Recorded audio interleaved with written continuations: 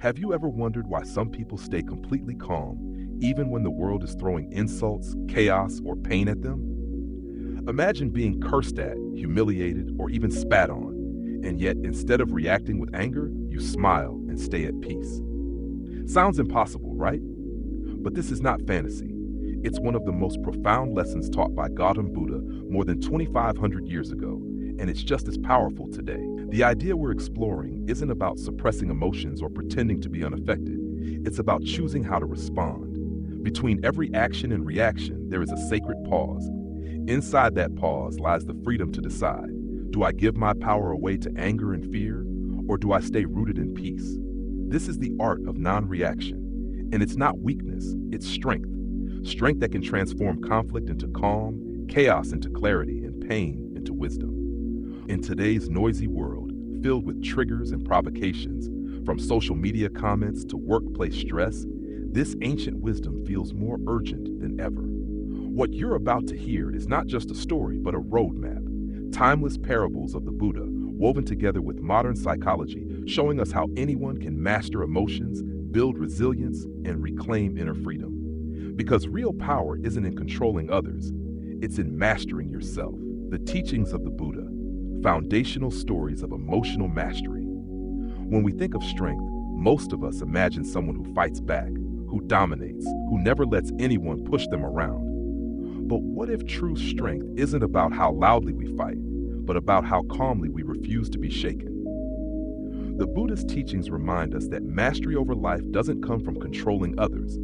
It comes from mastering ourselves. Let's look at 4 timeless stories that illustrate this truth and how they still matter in today's chaotic world. 1. The parable of the unaccepted gift, emotional sovereignty. One day, the Buddha was walking through a village when a man, consumed with anger, began insulting him with harsh words. Instead of reacting, the Buddha asked calmly, "If you buy a gift for someone, and that person does not accept it, to whom does the gift belong?" The man, puzzled, replied, "It belongs to me, of course." The Buddha smiled and said, "Exactly, and so it is with your anger. If I do not accept it, it remains with you." This is more than just a clever reply. It's a powerful metaphor. Every insult, every cruel comment online, every sarcastic jab in the workplace, it's a gift of anger that someone is trying to hand us. When we take it personally, we carry their poison. But when we refuse to accept the gift, the negativity returns to its source. Think of scrolling through social media. Someone posts a nasty comment about you. Your first instinct is to defend yourself, maybe even attack back. But what if you did? Nothing. What if you simply didn't accept the gift? You'd walk away lighter, free, and still in control of your peace. That is emotional sovereignty, choosing not to let others dictate your inner state. 2. The story of Punna the monk, radical equanimity. Another disciple, Punna, once told the Buddha he wanted to travel to a dangerous region known for its hostile people. The Buddha asked him, "What will you do if they insult you?" Punna replied, "I will think, how kind they are not to strike me." The Buddha pressed further, "And if they strike you, I will think, how kind they are not to stab me.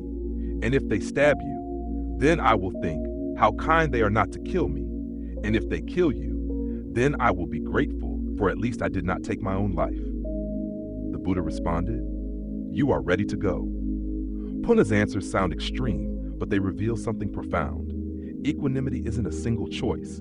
It's a discipline. It's the ability to reframe suffering at every level, to meet hostility with gratitude, not resentment. Today we face different battles. A lost job, a broken relationship, or financial struggles. Most of us would collapse under the weight of despair. But Punna's wisdom teaches us, even in the darkest storm, we can shift perspective. At least I still have breath. At least I still have hope. Radical equanimity doesn't mean ignoring pain. It means not letting pain dictate the story. 3. The journey of Siddhartha, from impulse to wisdom. There was once a boy named Siddhartha, known for his quick temper. He would lash out without thinking, often creating more harm than he intended. Seeing this, the Buddha gently told him, emotions are like waves. They come and they go. If you remain still and calm, they will pass without harming you. Siddhartha realized that controlling emotions wasn't about burying them deep inside. It was about noticing them, observing their rise and fall, and choosing wisely how to respond. He began practicing this pause, taking a breath before reacting. Slowly, people in his village noticed the change. The once hot-headed boy became known as the calmest and wisest of them all. This story reminds us of a vital truth. Non-reaction is not suppression, and it is not weakness. It is mindfulness in action. It transforms the way we feel inside, and just as importantly, the way others see us. Imagine pausing before sending that angry text, or taking a breath before shouting at a loved one. You don't just save the moment, you reshape who you are becoming. 4. The businessman and the Buddha. Forgiveness and impermanence. One day, a furious businessman spat directly on the Buddha.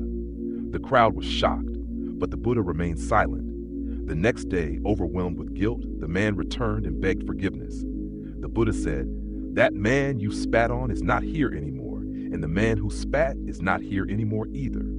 In one sentence, the Buddha revealed the essence of impermanence. We are not fixed beings. Who you were yesterday is not who you are today. The angry man of yesterday is gone. The remorseful man of today is new. Forgiveness, then, is not a transaction. It is a release. How many of us carry grudges for years?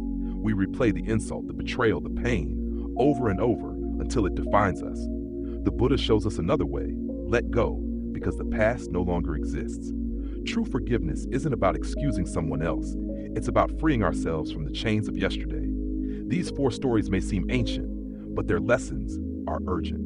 Whether it's a rude stranger, a painful breakup, or a toxic workplace, life is full of gifts we don't need to accept. The Buddha's wisdom shows us calmness is power, gratitude is strength, mindfulness is transformation, and forgiveness is liberation. The science and philosophy of emotional control stories are powerful because they inspire. But inspiration is only half the journey. To truly live these lessons, we need to understand the science and philosophy behind them. The Buddha's teachings on non-reaction are not just spiritual ideals. They line up almost perfectly with what modern psychology and even Western philosophy have discovered about the mind. Let's break this down. 1. Emotional resilience and the mindful pause. In psychology, one of the most important traits of mental health is resilience, the ability to bounce back after emotional setbacks. Resilience doesn't mean you never fall. It means when you do fall, you rise again, stronger, calmer, and more self-aware. Now compare this with the Buddha's wisdom. Every parable we explored earlier contained the same hidden gem, the pause. That moment between stimulus and response where you breathe, observe, and then act. This pause is what modern therapists call a cognitive gap, the space where your brain decides whether to react out of impulse or respond with intention. Think about the last time someone cut you off in traffic. Did you honk, shout, or maybe mutter under your breath? That's the impulse. Now imagine taking one slow breath instead, saying to yourself, "This isn't worth my peace." That's the pause. That's resilience in real time. The science is clear. When we insert that mindful pause, the brain moves activity from the amygdala, the fight or flight center, to the prefrontal cortex, the rational decision maker. In other words, we literally shift from animal reaction to human wisdom. The Buddha didn't use neuroscience, but he knew this truth. Peace begins in the pause. 2. Buddhism and psychology. Different goals, same path. Here's where things get interesting. Psychology and Buddhism agree on the importance of emotional awareness, but they diverge in purpose. Psychology says emotions are natural. Let's manage them so you can function effectively in work, relationships, and daily life. It's about adaptation, how to regulate feelings so they don't overwhelm you. Buddhism, on the other hand, goes further. It says emotions are impermanent. They arise from craving and aversion, the poisons of the mind. True freedom isn't just managing them, it's seeing through them. The ultimate goal is sukha, not just relief from stress, but a deep, enduring well-being born from wisdom and balance. So psychology helps us cope, Buddhism helps us transcend, and together they complement each other beautifully. Think of it this way. Psychology gives us tools to survive the storm. Buddhism teaches us how to see that the storm itself is an illusion. Imagine someone facing constant stress at work. Therapy might teach them breathing exercises, cognitive reframing, or emotional labeling, all effective tools. But Buddhist practice asks a deeper question. Why are you attaching so much of your identity to your job, your title, your success? What happens when you let go? One heals the symptoms, the other cures the root. 3. A comparative perspective, the Stoic connection. But Buddhism isn't the only tradition that discovered this. Across the world, in ancient Greece, the Stoic philosopher Epictetus said, "It is not things themselves that disturb us, but the views we take of them." Sound familiar? It's the same insight. The Stoics taught that life is full of events outside our control: death, loss, insult, injustice. What is under our control is how we perceive and respond. Their goal was apatheia, a state of inner tranquility, not shaken by external chaos. The Buddha's language was different. He spoke of mindfulness, sati, and compassion, karuna, leading to equanimity. But the principle is universal. Freedom comes not from changing the world, but from changing how we meet the world. This connection matters because it shows something profound. Across cultures, across centuries, wise people keep discovering the same truth. Our suffering isn't created by life itself, but by how our minds interpret it. And if that's true, then liberation is available to anyone, anywhere, anytime, whether you sit on a meditation cushion in India or face a stressful morning commute in New York City. The Buddha's parables may seem ancient, but modern science and even Western philosophy confirm them. Resilience begins in the pause, wisdom lies in perspective, and freedom is born when we stop letting emotions control us. In other words, the stories are timeless because the human heart has never changed. 1. Mindfulness as the foundation. If there is one practice that stands at the very heart of mastering non-reaction, it is mindfulness. Without mindfulness, we live like a leaf in the wind, tossed around by every wave of anger, fear, or desire. With mindfulness, we become the ocean itself, still, vast, and steady, even when storms rage on the surface. The Buddha once compared emotions to waves. They rise, peak, and eventually fall. The problem isn't the wave itself. It's when we mistake ourselves for the wave, when we let it crash us onto the rocks. Mindfulness is the skill of noticing the wave without being swept away. In psychology, this is called non-judgmental awareness. It means observing your emotions without labeling them as good or bad. Instead of saying, "I am angry," you simply notice, anger is here. That simple shift creates space, and in that space you gain freedom. Here's a practical exercise. The next time you feel irritation rising, maybe a colleague interrupts you, maybe your child is yelling, pause. Take one slow breath in, one slow breath out. Then silently tell yourself, "This is a wave. It will pass." That one mindful breath is like dropping an anchor into the storm. Over time, these small pauses build an inner muscle. You learn that you don't have to suppress your feelings, but you also don't have to obey them. Mindfulness gives you the power to watch, wait, and then respond with wisdom. And the more you practice, the more natural it becomes, until calmness is no longer something you chase, but something you carry within you. 2. The power of silence and words. We often think power comes from having the right words, the sharp comeback, the winning argument, the clever reply. But in truth, some of the greatest power lies in silence. Silence can disarm anger, stop conflict in its tracks, and protect your own peace. The Buddha taught that reacting with anger only breeds more anger. It's like throwing fuel on a fire. You may feel a moment of satisfaction, but the flames grow hotter, and soon they burn you too. Non-reaction, especially through silence, is like refusing to feed the flames. The fire eventually dies out. Think of a heated argument. Someone attacks you verbally. Your instinct is to defend yourself, maybe to strike back. But what if you paused, breathed, and said nothing?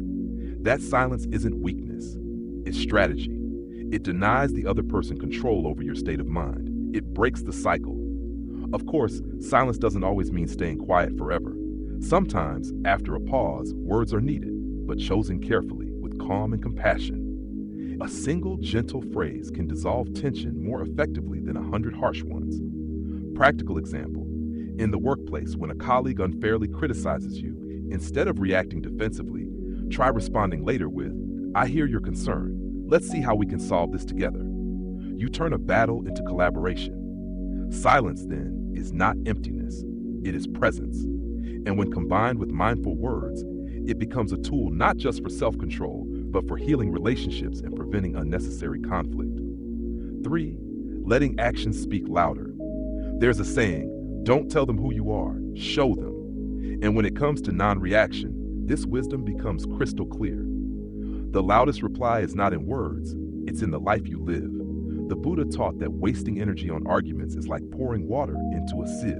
It drains you, leaving nothing behind. Every time you try to prove yourself to people who thrive on conflict, you give away your peace. But when you stay silent, focus on your growth, and let your actions speak, you reclaim that energy and redirect it to something meaningful. Think about this. On social media, someone criticizes you. You could spend hours typing a reply, defending yourself, trying to win an invisible debate. But at the end of the day, what really matters? Not the comment, not the argument. What matters is the life you are building. Success, kindness, wisdom, these become your unshakable replies. In real life too, instead of shouting, "I will succeed," succeed quietly. Instead of saying, "I'm not weak," live with calmness that proves it. Instead of declaring, "I'm right," let your results speak. One video put it perfectly. Your silence, your focus, your success, they are your greatest weapons. And it's true. When you stop feeding the noise outside, you start fueling the power within. That's the ultimate act of non-reaction, letting your life itself become the loudest, clearest message of all. 4. Navigating relationships. Most conflicts in relationships, whether in families, friendships, or workplaces, don't come from what actually happened. They come from reactions. An angry word sparks another, which sparks another, until trust is burned down like dry wood in a fire. The Buddha's parable of the unaccepted gift shows us a different way. When someone throws anger at you, you don't have to catch it. You don't have to pass it on. When you refuse to accept the gift, you stop the cycle right there. Think of what that means in real life. A spouse's sharp comment, a colleague's unfair remark, a friend's moment of frustration. If you can meet it with calmness, even silence, you protect not only your peace, but theirs too. Slowly, people around you begin to feel safer because they know you won't explode at every small mistake. That safety builds trust, and trust builds deeper bonds. Non-reaction, then, is not passive. It is active love. It's choosing to answer hostility with wisdom and compassion, and in doing so, you create relationships that are steadier, kinder, and more resilient. 5. Personal growth and well-being. But the impact doesn't stop with relationships. It transforms you from the inside out. Psychologists say resilience isn't just about bouncing back from difficulty. It's about finding meaning and hope within it. That is exactly what the Buddha and Punna the monk demonstrated. The ability to see suffering not as punishment, but as an opportunity for gratitude and growth. When you stop reacting, you stop wasting energy on battles that don't matter. That energy is freed up to focus on what does matter: learning, creating, building, serving. Instead of being a slave to every emotion, you become the master of your mind. And the reward? A deep sense of peace. Less stress, a heart that is steady, even in chaos. Non-reaction doesn't remove problems from your life, but it removes the suffering that comes from fighting them blindly. Over time, you begin to flourish, wiser, calmer, and freer. The long-term impact of non-reaction is nothing less than transformation. It changes your relationships. It changes your health. It changes who you are becoming. And it proves over and over again that the greatest victory is not over others, but over yourself. A lifelong journey of transformation. The power of not reacting is not just a skill, it's a way of life. It's not about suppressing emotions or pretending to be unaffected. It's about cultivating the strength to pause, to breathe, and to choose peace over chaos, wisdom over impulse, and compassion over anger. The Buddha's stories remind us that freedom is not found in controlling the world, but in mastering our response to it. Psychology confirms it, philosophy echoes it, and life proves it every single day. The calmer you are inside, the freer you become outside. But here's the truth. Non-reaction isn't a destination. It's a journey, a practice. Some days you'll succeed, some days you'll slip, but every time you pause, instead of reacting, you take one more step toward freedom. So ask yourself, what gifts of anger have you been carrying that you no longer need to accept? What arguments can you choose to leave behind? What storms can you meet with silence instead of rage? If this message resonates with you, take a moment, reflect on it, share it, or leave a comment below. Because when we learn to master ourselves, we don't just change our lives, we change the world around us.